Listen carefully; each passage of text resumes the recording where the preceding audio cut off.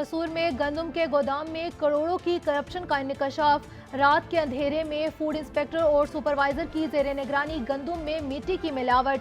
गंदम में मिट्टी की मिलावट की फुटेज भी मंजर आम पर आ गई।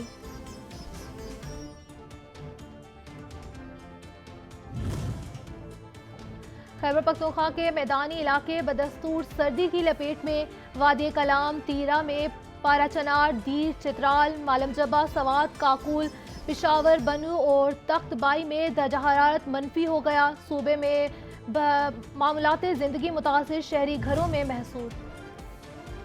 पंजाब के मुख्तलिफ इलाकों में शदीद धुंध, हद निगाह इंतहाई कम। आम शाहराहों समेत मोटरवेज मुख्तलिफ मकामात से बंद। M2, M4, M5 और M11 ट्रैफिक के लिए बंद। मुतादिद शाहराहों पर भी ट्रैफिक की रवानी मुतासिर।